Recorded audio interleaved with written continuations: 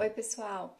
Eu vou contar uma história verídica que aconteceu no Canadá por volta de 1965. É sobre os gêmeos Bruce e Brian. Os gêmeos, quando estava com 6 meses de idade, eles começaram a apresentar dificuldade para urinar. Os pais os levaram ao médico e foi diagnosticado que eles precisariam passar por uma cirurgia de fimose, chamada circuncisão.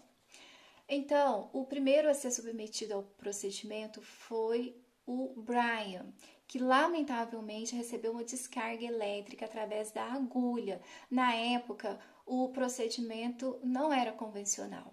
E então o bebê teve seu órgão genital queimado. E em poucos dias ele caiu. E ele foi totalmente mutilado. Então, o bebê ficou sem o seu pênis. Aí os pais, para evitarem, não correrem o risco de acontecer o mesmo acidente, não permitiu que o outro irmão se submetesse ao mesmo procedimento. É possível imaginar o desespero dessa mãe, o desespero desse pai em meio a essa situação tão trágica. Eles não tinham esperança de como resolver esse problema. Então, passado um tempo, a mãe viu em um programa de TV que estava sendo apresentado um psicólogo que afirmava, através de suas experiências, que o indivíduo nasce neutro e que o comportamento, as informações, a educação recebida do lado externo é que iam definir se ele seria homem ou mulher.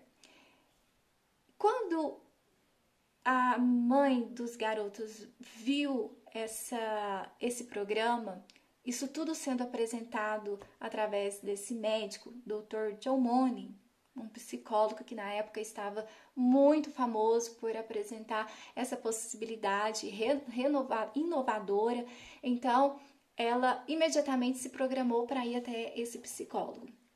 Levou os filhos. O psicólogo ficou muito entusiasmado, muito animado, porque teria então em suas mãos a possibilidade de provar, né, ao mundo que a sua teoria na época chamada por ele teoria da identidade de gênero ganharia então uma base científica. Ele então conseguiria provar que a sua teoria faria todo sentido. Qual teoria? Essa que eu mencionei, que o indivíduo na sua infância recebendo as informações que vão provocar um interesse ou para o masculino ou para o feminino, são essas informações sociais, culturais e educacionais que vão construir a identidade do indivíduo. Pois bem, então, o Dr. John Money tem em suas mãos a grande chance de provar ao mundo que a sua teoria da identidade de gênero fazia todo sentido. Ele começou então a orientar os pais como eles deveriam fazer com o menino Brian, para que ele então se tornasse uma menina. E foi isso que os pais fizeram, seguiram todo o passo a passo do Dr. John Money, e em pouco tempo os pais já haviam trocado o nome do garoto, orientado pelo Dr. John Money. Já não se chamava mais Brian, mas sim Brenda. Em pouco tempo, os pais estavam vestindo o menino com roupas de menina, oferecendo brinquedos de menina, enviando o garoto à escola com roupas de meninas, e o menino não conseguia se encontrar naquele ambiente, naquele universo de menina. E isso provocou transtorno, depressão, bullying, né? Porque na medida que ele ia se desenvolvendo, o corpinho dele era diferente do corpinho das meninas com quem ele se relacionava. Então, os meninos começavam a fazer crítica sobre o jeito dele, a fisionomia dele, que era diferente. Os pais deixaram o cabelinho dele crescer. Enfim, toda essa parte externa, os pais fizeram com que se transformasse numa versão menina. Os pais foram seguindo todo o passo a passo do Dr. John Money e uma vez ao ano os pais levavam os meninos ao consultório do Dr. John Money. E lá dentro os pais não entravam, quem ficava lá dentro era só o Dr. John Money junto com os meninos. E lá o Dr. John Money fazia algumas experiências, né, algumas orientações do tipo insinuava relação sexual com o Brian e o Bruce e ensinava que o Bruce deveria fazer o papel masculino e que o Brian, que era então agora a Brenda, deveria fazer o papel feminino e ensinava como eles deveriam se tocar, se comportando como menino e menina. Entre outras coisas, o Dr. John Money orientou os pais que eles deveriam ter relação sexual na frente dos meninos, deveriam andar nus na frente dos meninos para tornar esse aspecto da sexualidade muito natural na cabeça dos meninos. E o tempo passou e a Brenda agora, ela não conseguia se identificar, né? Ela não conseguia entender o que havia de errado com ela. E quando se tornou adolescente, pediu para conversar com o pai e disse que se o pai não contasse toda a verdade, o que havia de errado com ela, ela iria se suicidar. O pai contou toda a verdade. E depois de um tempo, o garoto decidiu que gostaria de procurar ajuda para fazer uma cirurgia para a reconstrução do seu órgão genital. E que ele trocaria o seu nome. Não se chamaria mais Brenda, mas se chamaria Davi, porque ele dizia que assim como Davi da história bíblica, ele também enfrentava um gigante, que é toda essa história triste. E foi isso que aconteceu, ele procurou por uma cirurgia para reconstrução sexual e depois mudou o seu nome, agora ele se chamava Davi Heimer. A essa altura, a mãe estava já em profunda depressão, porque os pais foram acompanhando tudo aquilo, toda aquela orientação recebida pelo Dr. John Money e foi vendo que não estava dando certo. Então, aquela história do Dr. John Money que quando a criança, na fase tenra, recebe orientação, educação sexual voltada ou para o masculino ou para o feminino e que isso define então a sua identidade, isso não passou de uma ilusão. E o Dr. John Money estava dando entrevista uma atrás da outra dizendo que estava correndo tudo bem, que estava um sucesso a sua experiência, mas não era isso que estava acontecendo. Estava um caos instalado na família Heimer. A mãe vendo tudo aquilo não acontecendo conforme foi prometido, o filho com transtorno, o outro filho começou a usar drogas, teve problema psicológico, a mãe com depressão, o pai mergulhado no álcool.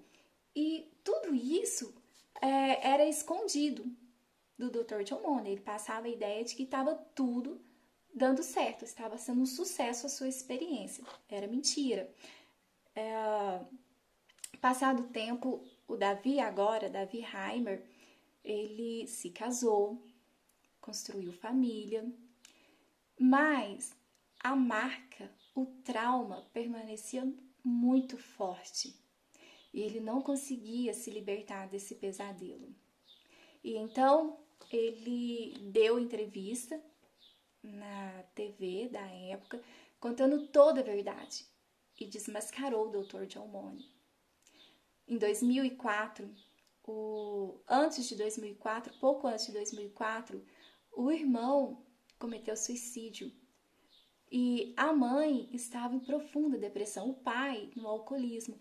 E Davi Heimer cometeu suicídio em 2004, porque ele não aguentou o trauma, a marca de todo esse sofrimento causado pela tentativa de provar que a identidade de gênero, que hoje conhecemos como ideologia de gênero, tem base, na época tinha base científica.